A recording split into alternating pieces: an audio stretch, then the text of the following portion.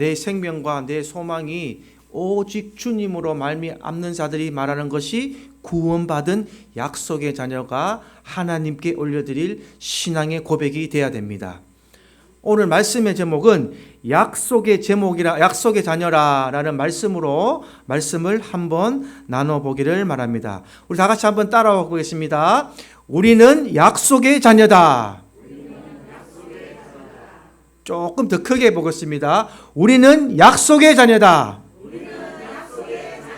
아멘. 네. 저와 여러분들은 약속의 자녀입니다. 왜 약속의 자녀인지를 오늘 말씀을 통해서 한번 제가 증거를 하고자 합니다. 오늘 본문 말씀에 보시면요, 자녀를 낳을 때에 두 가지로 얘기를 합니다. 하나는 여종에게서 낳고 하나는 자유 있는 여자. 이 여종은 하갈을 의미합니다. 하갈.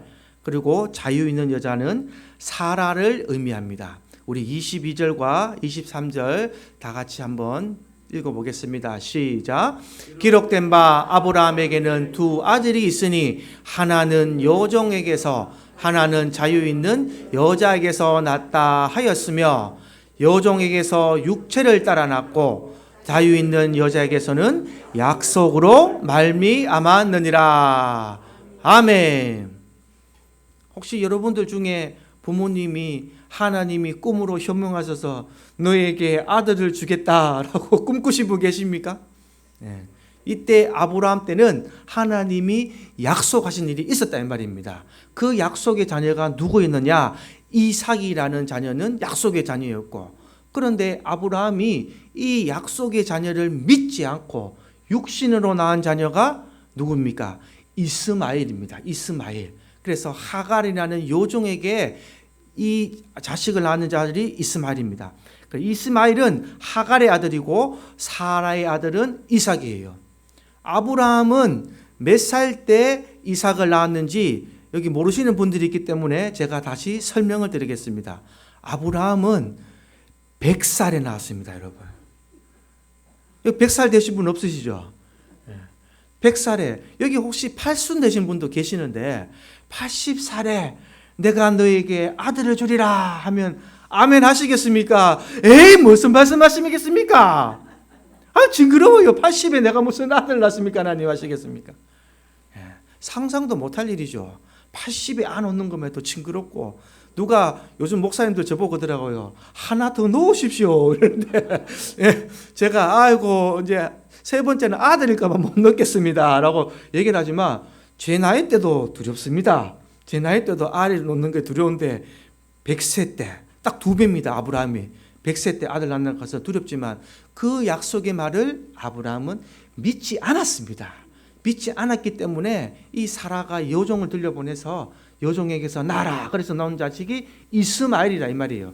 그래서 여자에게 낳았다라는 표현을 합니다. 그래서 하갈의 아들 이스마엘은 육체를 따라 낳았다라는 표현을 성경을 쓰고 있습니다. 육체를 따라 낳고 사라의 아들은 이삭으로 약속의 말미암아 남았다라고 증거를 합니다. 이삭이 하나님 앞에 어떠한 약속을 했는가? 창세기 17장 19절에 하나님께서 약속하신 언약이 나와 있습니다. 창세기 17장 19절 다 같이 우리 합독해 보겠습니다. 네, 시작. 하나님이 이르시되 아니라 내 아내 사라가 내 아들을 낳으리니 너는 그 이름을 이삭이라 하라. 내가 그와 내 언약을 세우리니 그의 후손에게 영원한 언약이 되리라. 아멘. 하나님이 이렇게 약속했단 말이에요. 내 아내 사라가 내 아들을 낳으리니 그 이름을 이삭이라 하라 하면서 이름까지 다 지어주셨어요. 그러니까 이스마엘을 낳고 하나님 이 이스마엘에게 아들을 낳으니까 아브라함이 복을 주셔서 하니까 하나님이 이 말씀을 주신 거예요. 약속을 하셨죠. 낳기도 전에. 그리고 사라는 본 부인인데 네 사라에게서 아들이 나올 것이다. 적통이 나올 것이다 라고 말했습니다. 여러분, 우리나라는 유교적 문화가 많이 자리 잡은 나라입니다.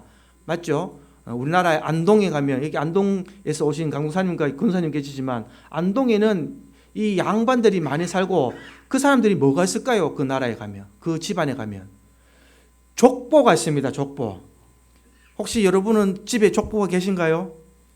저는 이래봬도 여산 송씨 지신공파 37대 손입니다. 네. 족보 있죠? 족보도 있고 우리 은원국이는 38대 손이 되는 거죠. 그러니까 우리 집에도 족보가 있습니다. 족보에 제 이름 인석이가 다 올라가 있습니다. 아버지가 저에게 물려준 족보가 보자기에 딱 쌓여 있지만 펼쳐보지는 않았어요. 그 뒤에 이제 우리 애들 이름을 넣어야 되는데 아직 안 넣었지만 다 족보가 있죠. 근데 하나님의 자녀들도 족보가 있습니다. 할렐루야. 우리의 아버지는 누구십니까? 하나님이십니다. 우리의 신랑 되신 예수님, 우리는 예수님의 족보의 자녀인 줄 믿으시기 바랍니다. 우리는 족보가 있는 자녀예요. 계보가 있는 자녀다 이 말입니다. 그냥 흘러 지나가는 세상 사람처럼 나는 아버지도 모르겠고 어머니도 모르겠고 이런 자녀가 아니라 우리의 예수님께서 아브라함의 자손으로 오셨고 그 아브라함의 후손들이 쭉 이어지면서 예수님이 다윗의 자손으로 나타나셨고 예수님 이후의 자손들이 저와 여러분인 줄 믿으시기 바랍니다. 우리는 하나님의 영적인 자녀고 족보가 있는 자녀다라고 기억하셔야 됩니다. 이 예수님의 족보는 마태복음 1장에서 잘 기록되어 있고요. 오늘 갈라디아서 4장에서 말씀드리고자 하는 것은 바울은 약속의 자녀다라고 설명을 하면서 구원론에 대해서 설명을 하는 것이 오늘 말씀의 핵심이다 이 말이에요. 구원받은 자녀가 약속의 자녀가 된다는 것을 제가 지금 설명을 드리고 있는 것입니다. 그냥 내가 약속의 자녀가 아니라 구원받은 자녀가 하나님의 약속의 자녀가 된다는 것을 기록하시고 나는 저 세상 사람들과 구별된 자라는 것을 분명히 기억하셔서 여러분들 이 삶을 살아가셔야 하나님의 약속의 삶을 이루어진다라는 것을 기억하셔야 됩니다.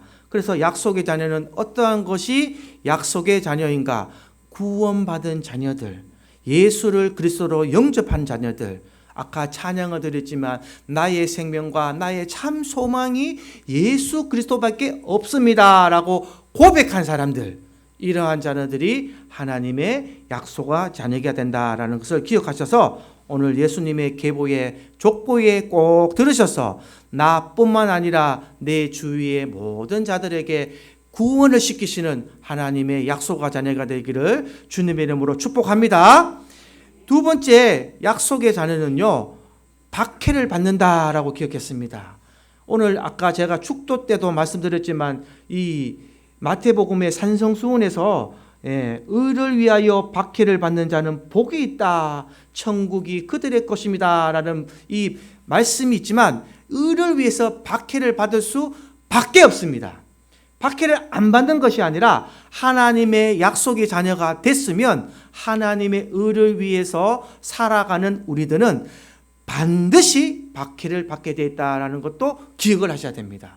그래서 예수 믿고 받는 복은 박해를 받는 것이다. 할렐루야. 이해가 안 되죠.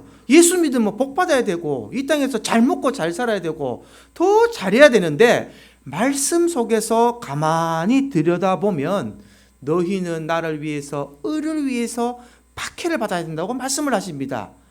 왜 박해를 받아야 될까요?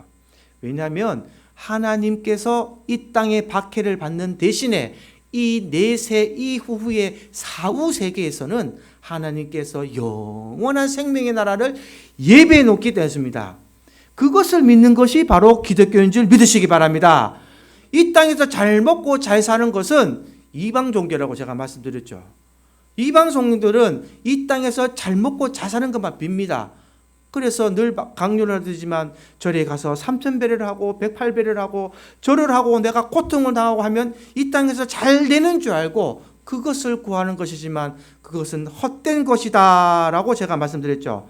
이 땅에서 태어난 우리 하나님의 자녀들은 하나님의 의를 위해서 박해를 받고 하나님의 뜻을 세워드리기 위해서 내 몸과 내 시간을 할애하면서 하나님께 충성되이 살아가는 삶, 그것이 바로 약속의 자녀가 살아가야 될 삶이다 라는 것을 기억하시기 바랍니다. 그것을 우리가 충성되이 했을 때에 하나님이 우리를 위하여 부족한 것을 채워주시고 더더없이 흔들어주시고 물질과 모든 건강 축복도 채워주시는 하나님이다라는 것을 명심하셔야 됩니다. 이것을 풀어놓은 것이 우리가 믿는 하나님의 구원론이다 이 말이에요. 구원받은 확신이 없으니까, 구원론에 대한 제대한 정립이 없으면 세상 사람들과 비슷하게 살아갑니다. 교회에 나올 때는 교회대로 융화가 되고 세상에 갈 때는 세상에 융화가는 그러한 삶을 살아가는 것이 대다수의 기독교인들의 삶이다 이 말이에요. 그러나 하나님은 독수리 같은 눈동자로 낙속된 자녀의 너희의 삶을 지켜보고 계시고, 오늘도 수많은 목사님들을 통하여서 하나님의 말씀을 바로 증거하고 계신다 이 말입니다. 그 말씀을 바로 받으셔서 박해를 받는 우리가 왜 박해를 받는가, 그것을 잘 기억하시기 바랍니다. 우리 30절 한번 읽어보겠습니다. 30절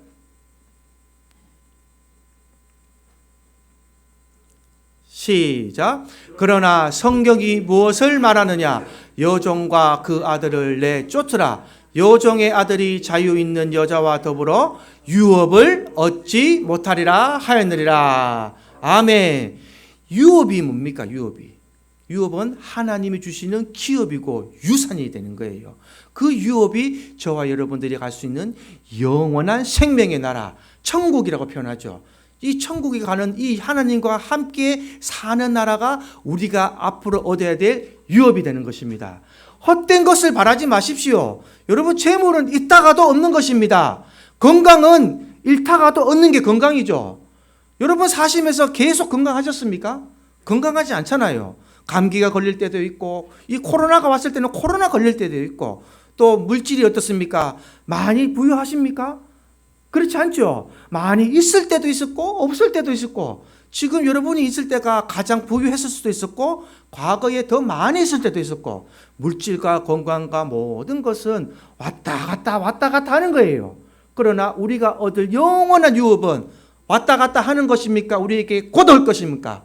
곧 올 거라는 것입니다. 눈앞에 보이는 작은 것에 흔들리지 마시고 우리가 곧 얻을 이 유업에 여러분들 삶을 올인하시길 바랍니다. 할렐루야. 이것이 하나님이 우리에게 가장 원하시는 거예요. 그래서 여자의 아들과 더불어 유업을 얻을 자, 이것이 바로 저와 여러분들이 걸어가야 될 길이다라는 것을 하나님께서 증명하시고 바울이 이것을 지금 얘기하고 있는 것입니다.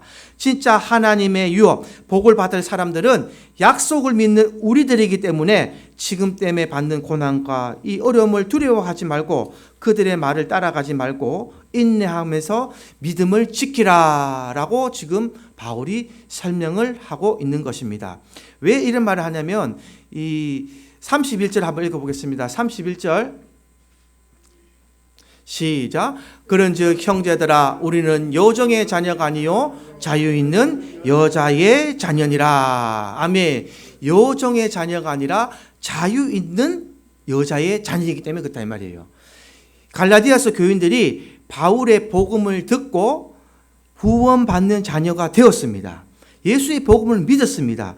그런데 다시 그들에게 들어온 할례자들, 할례랑들의 복음을 들으면서 흔들렸다 이 말이에요. 다시 유교화되어 되어 가서 할례를 받고 율법을 지키는 것으로 말미암아 너희가 구원을 받고 하늘나라 천국에 갈 수 있다라는 말을 들으니까 이 사람들이 구원론에 대한 확신이 없으니까 흔들렸다는 것입니다. 그래서 바울이 지금 다시 설명하는 거예요. 왜 너희가 예수 믿고 구원받는다는 내 복음을 받아듣지 않고 이 할례당들의 말씀을 받아들이느냐?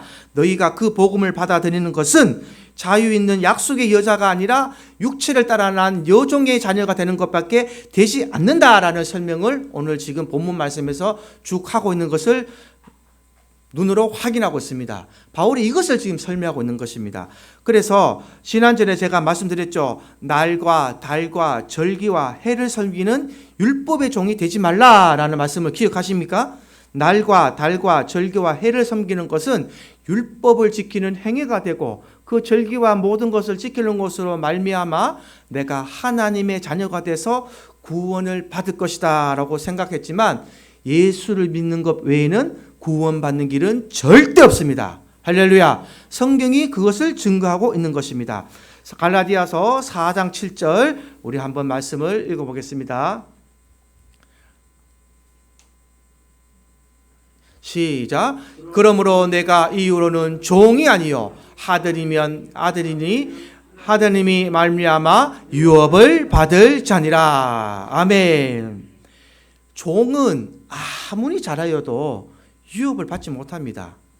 여러분 옛날 조선시대 때에 정말 열심히 일을 하고 그 집안과 가문을 위해서 헌신하고 대대로 해도 종은 종입니다.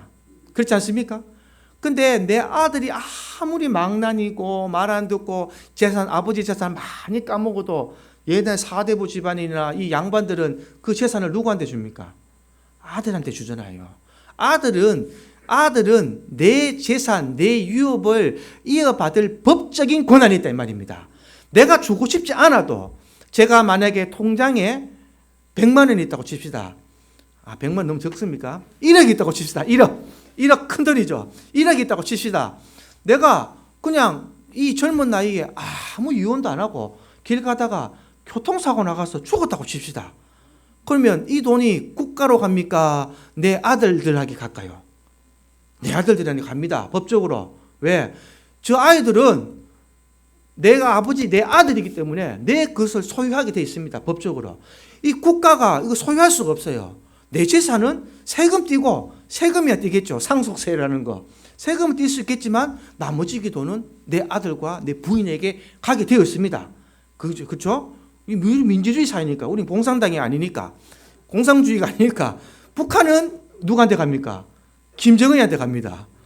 모든 게 지금 김정은한테 가지만 우리나라는 다 아들한테 간다 이 말이에요. 그것을 왜 그렇게 갑니까? 아들은 아버지의 것을 물려받을 권한이 있다 이 말이에요. 권한이 있는 줄 믿으시기 바랍니다. 하나님의 자녀들은 하나님의 것을 물려받을 권한이 있습니다. 그래서 저와 여러분들은 이 땅에서 물질에 흔들리지 않고 건강에 흔들리지 않고 모든 것에 흔들리지 않고 하나님이 주실 유업을 바라보고 살아가는 것이 성도의 삶이다 이 말입니다. 세상 사람들 같이 물질을 바라보지 마시고 세상 사람들 같이 건강과 내 집안 잘 되는 거 바라보지 마시고 하나님의 의와 바라보고 하나님의 뜻을 이루어드리는 저와 여러분 되기를 주님의 이름으로 축복합니다. 이거 말고는 없습니다, 여러분. 우리 금요일 날 우리 목사님들 오셔가지고 우리 연합으로 예배 드릴 때에 은혜 많이 받으셨습니까? 네, 저는 개인적으로 우리 성도님들이 훨씬 은혜를 많이 받았는데 꼭 잔치를 해보면은 온 손님들이 더 많은 경우가 있더라고요. 내가 좀 죄송해요. 다음에는 우리가 어딜 가든지 오뎅을 안 하든지 해야 되지. 그 권사님들 은혜 받을 때 남아있던 우리 강춘경 권사님하고 우리 권사님은 참 은혜 많이 받으셨죠. 막 춤을 추시더라고 나중에. 내가 참 죄송했어요 마지막에. 그놈의 오뎅이 뭐라고. 근데 드시는 분들은 또 너무 좋아하시더라고. 오신 손님들은 목사님 오뎅이 너무 맛있습니다. 오뎅 잘 먹었습니다. 그리고 찐빵이 너무 맛있습니다. 이런 말씀하셨는데 세 분의 목사님이 각기 다른 말씀을 저한테 하셨어요.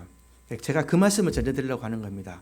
송병기 목사님이 뭐라고 하셨냐면 너무 은혜됐다고 다음에 우리 교회에서 한 며칠 동안 합시다 집회. 예.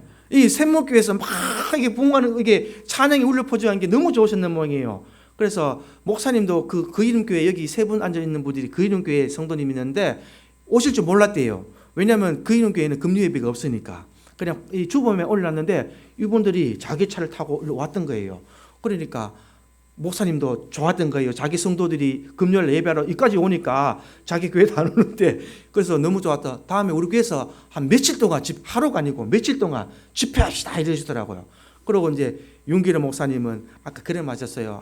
그래 샘물교회 성도들이 은혜를 더 많이 받으셔야 되는데 혹시나 우리를 섬기시려고 음식을 하러 가셨을 때 내가 마음이 너무 아팠다고 다음에는 우리 교회에서 한번 합시다. 그래가 우리가 섬기겠습니다. 이런 말도 하시고 또 대형교회 목사님도 똑같이 말씀하시고 어떻게 권사님도 그렇게 표정이 좋고 90이 넘는 권사님 제가 인사했습니다 그러더라고요. 저는 못 봤는데 우리 순식 권사님 제가 얘기를 가끔 했거든요. 우리 권사님은 90도 넘는 분도 계시다. 그러니까 그 90 넘는 분도 봤는데 아주 총명하시더라고. 그 말씀도 하시고 장로는 이야 모든 분들이 표정이 너무 밝아서 좋았다라고 또 다음에 또 합시다라는 모든 분들이 그 말을 하셔서 정말 하나님이 기뻐하시던 우리가 연합 예배를 드렸다라고 제가 영광을 돌려드렸습니다. 근데 하나 비밀 알려드릴까요, 여러분? 이 세 분 목사님이 여기 오시기 전에 목요일까지 아팠어요. 목요일까지. 찬양하시는 분들이 제일 힘든 게 뭘까요? 목이 아프고 몸이 아프면 찬양이 안 나오잖아요. 그죠? 예.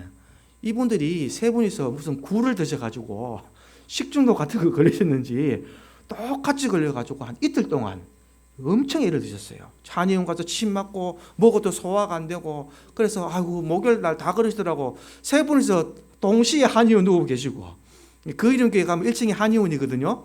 거기 공짜로 만나 봐요. 그 목사님 오라 그래가 한의원 먹고 침 맞고 했는데, 하겠나는 거를 내가 어떻게든 해야 됩니다 막 했는데, 그렇게 회복돼가 오셔가지고 찬양을 그렇게 뜨겁게 하시는 거고, 하나님이 인도하셨구나. 할렐루야. 제가 왜 건강을 잃다가 얻는다고 표현하는 줄 아세요? 여러분, 건강 잃는 게 아니라 하나님이 우리에게 질병을 주실 때는요, 우리에게 다시 회복의 역사를 주시려고 그러는 줄 믿으시기 바랍니다. 우리가 아파봐야 하나님 찾는 거예요. 그렇지 않습니까? 여러분, 매일 건강하고 돈 잘 벌면 여러분 주일날 이렇게 매주 와서 하나님 찾겠습니까? 안 찾겠습니까? 찾기 드뭅니다. 솔직히 말씀드려서. 저도 그럴 수 있고요. 저도 재산 많고 이러면 뭐 찾겠습니까? 하루하루 먹고 살기 힘드니까 하루하루 하나님 주십시오. 채워주십시오. 하나님 도와주십시오. 하나님 이 빈자리 채워주십시오. 성도들 하나님 말씀 잘 믿고 저와 함께 샘물교회 하나님 뜻으로 잘 가게 도와주십시오. 이런 기도 제목이 있어야 제가 하나님 찾는 거예요. 할렐루야.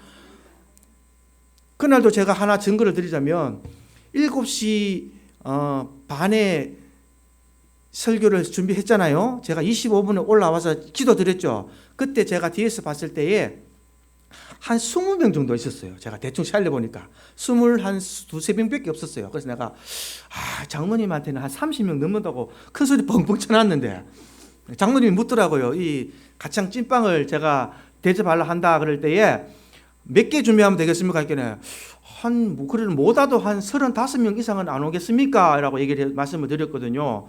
그래서 당당하게 말씀드렸는데 그날 한 20몇 분밖에 안 왔어요. 그때까지. 그래서 내가 하나님 뜻인갑다 싶어서 여기서 기도를 했죠. 하나님, 적은 수도 좋고 많은 수도 좋고 하나님 찬양 드리게 해서 감사합니다 하고 딱 섰는데, 여기 딱 섰는데 꽉 찬 거예요. 할렐루야. 그 5분 상간에 한 20명이 욱 들어왔더라고요. 얼마나 감사합니까 하나님. 그러니까 제가 진짜 떨리는 마음으로 그날 설교를 하면서, 그 기분도 좋지만 좀 떨리더라고. 또 이렇게 꽉 찬 데서 하니까 전부 다 눈빛이 나를 막 보는데 청천하게 보시는데, 내가 또 그때 깨달은 게, 사람이 있든지 없든지 내가 진짜 열심히 설교 준비를 해야 되겠구나. 한 영혼을 위해서 누가 와서 들을지 모르니까 내 맡은 직분에 최선을 다해야 되겠구나. 그 생각을 제가 가서 섰습니다. 그래서 그날 너무나 은혜롭게 잘해서 아마 또 다른 하나님께서 허락하시면 한 달에 한 번이 됐던 우리가 다른 교회를 봤듯 연합해서 예배하면 좋겠다. 그리고 그날 오뎅하러 가신 우리 권사님들 다른 교회만에 가면 우리가 준비 안 해도 가도 되니까 끝까지 앉으셔서 막 찬양으로 은혜 받았으면 좋겠다라는 생각을 했습니다. 하나님 은혜 주시는 대로 한번 뻗는 대로 만들어 보겠습니다. 정말 너무 은혜됐습니다. 그래서 이렇게 하나님의 아들 되고 하나님의 자녀가 되면요, 하나님께서 이렇게 큰 복도 주신다 이 말입니다.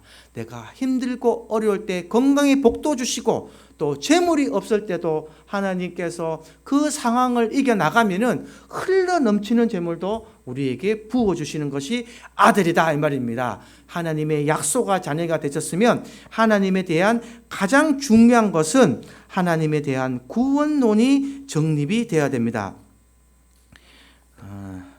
자, 에베소서 찾으라고 했나요? 에베소서 2장 8절 9절 했나요? 우리 에베소서 2장 8절 9절 다 같이 한번 합독해 보겠습니다. 시작. 너희는 그 은혜에 의하여 믿음으로 말미암아 구원을 받았으니 이것은 너희에게서 난 것이 아니요 하나님의 선물이라.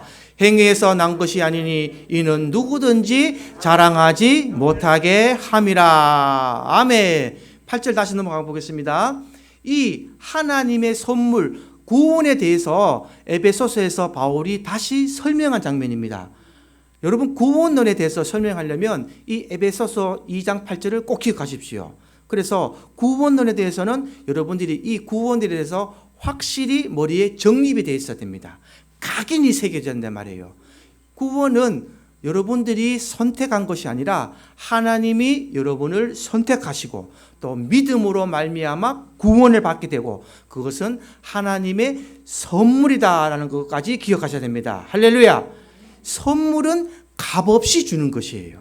이 기프트라는 것이 영어로요. 선물이라는 뜻은 값없이 주는 것입니다. 여러분, 선물은 여러분들이 감사하는 마음으로 상대방에게 주는 것이 선물이죠.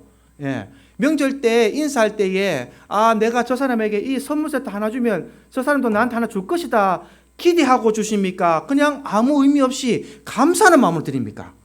감사하는 마음으로 드리죠. 내가 요거 만 원짜리 귤 하나 주면 귤 줄 거고 한우 세트 하나 주면 한우 세트 줄 것이니까 막 한우 세트 주고 이러지 않잖아요.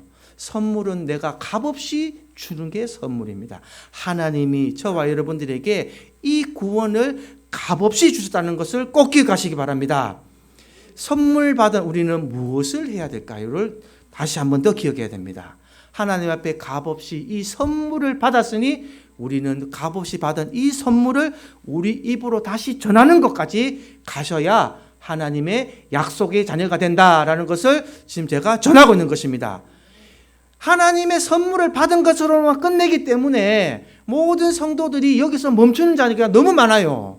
교회 나오면 복 받는다. 복 받지요. 교회 나오면 돈 많이 얻는다. 그런 구절은 없습니다. 교회에서 자꾸 이상한 소리를 해요, 목사님들이. 교회 나오면 복을 받는 건 맞지만 교회 나오면은 장수한다. 교회 나오면은 돈 많이 받는다. 성경 말씀에 그런 말씀 없습니다. 복을 받은 자녀들은 다시 하나님의 말씀을 너희의 입을 통하여서 너희가 받은 구원의 선물을 다시 전하는 자녀가 되어라. 할렐루야.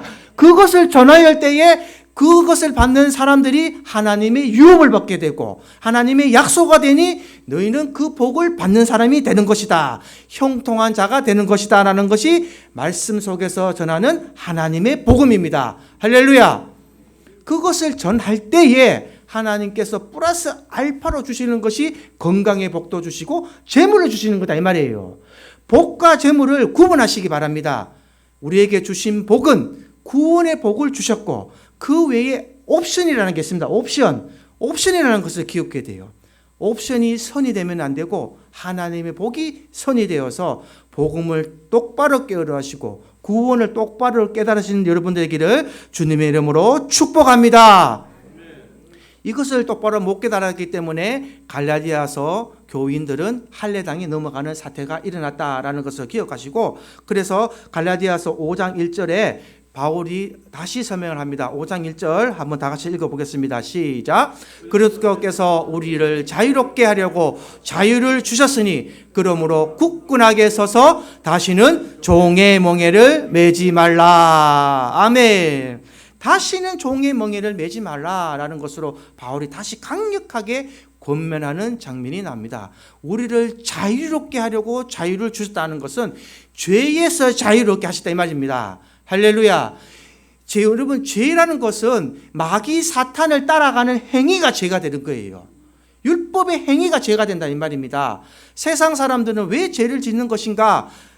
하나님을 믿지 않고 하나님께 예배를 드리지 않고 예수를 믿는 믿음이 없으니 어떤 형태를 따라갑니까? 죄의 형체를 따라가잖아요. 돈을 쫓아가고 물질을 쫓아가고 내 이득되는 것을 쫓아가고 남이 어찌해야 되건 내가 남을 밟고 일어서는 모습을 쫓아가고 거짓말하고 사기치고 거짓말하고 남을 핍박하고 저주하고 이런 행위가 죄의 모습이잖아요.